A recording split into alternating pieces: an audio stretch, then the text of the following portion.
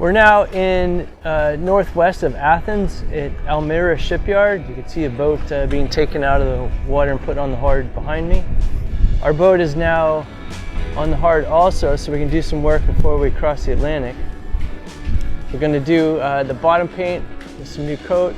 The gooseneck might need some attention. We have somebody coming to look at that. There may be a crack in it.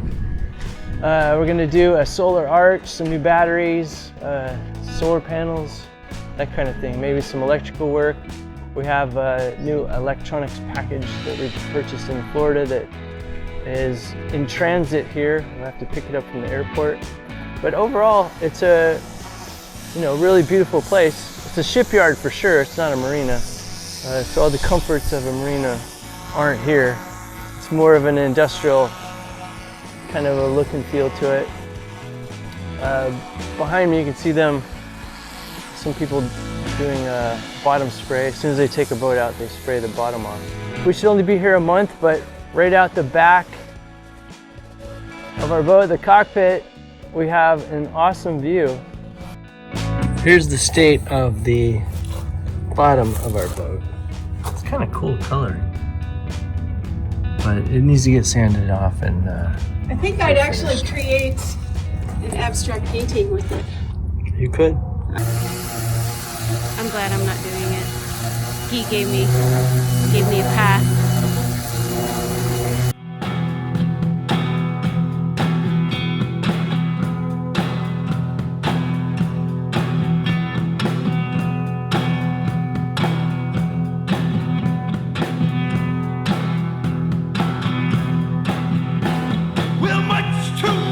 Has passed away. Is it too much, my darling? Yeah.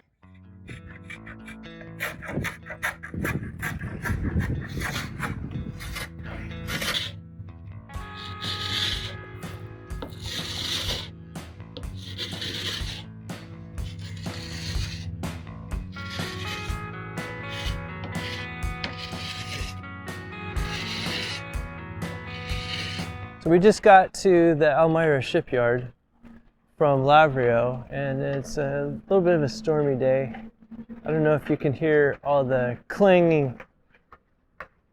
It sounds like wind chimes in the background. It's all the different lines slapping against masts that you hear all night and all day. They're just too loose. Anyway, our boat is right there. And it's pretty cool because there's 3 other Aranas here in the shipyard. There's one right here behind me, and there's 2 more in front of me. Right now there's probably 200 yachts here. It's kind of cool. Most of them are catamarans. I'd say 60% catamarans, and of those probably 40% of them are lagoons. They're everywhere. Lagoons everywhere you look. Right next to us there's a Lagoon 40, next to it a Lagoon 42, next to it a Lagoon 45, and next to it a Lagoon 52. Looks like the whole catalog is right next to our boat. We've got a lot to do here in the next few weeks.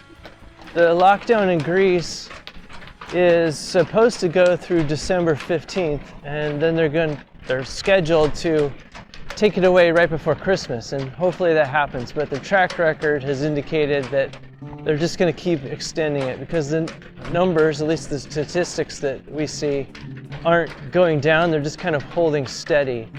And Greece itself, the numbers are really low. The COVID numbers are low compared to other EU countries.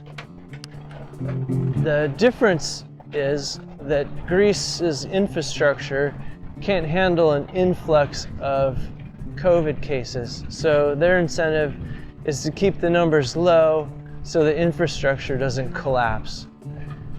Greece financially isn't as stable as a country like Germany or France, so they just have to hedge their bets and try to keep the numbers from climbing up at all.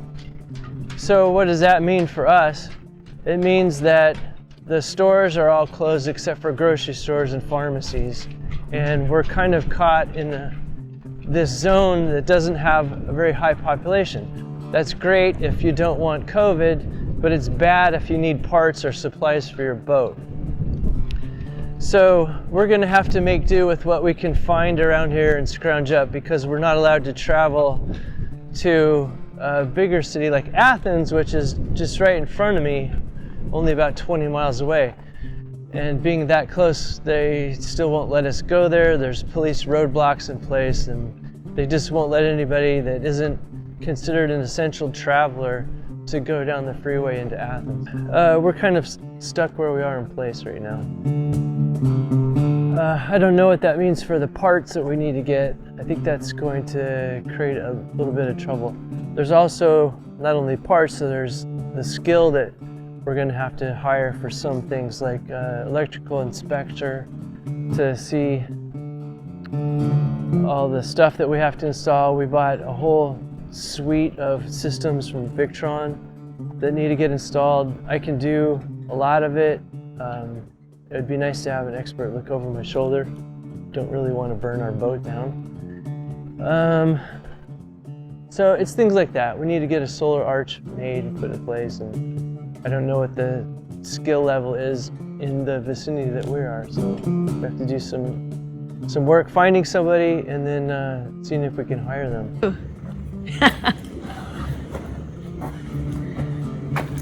8 days of sanding the hull is done. Congratulations. Except I have one keel left, but I'm talking about the hull. The hull is done. Just finished sanding the entire boat, washed it with soap and water. Both hulls are done. We decided to take it down to the gel coat, and it's going to be much better. It was just too splotchety to leave the primer on. It just hasn't been done well, probably since the first time it was done, so we took it all the way down. Note to anybody that's wondering if they should do this themselves, take it down to gel coat, don't do it. It took 10 days all day for me to do it. Went through 2 sanders. It's just not worth it. Have a professional do it. If you ever think of doing it again. Thanks for watching our video. Yes, thank you very much. If you have any comments, please leave them below. We'd love to read them. And if you'd like to see more, please like and subscribe. Bye.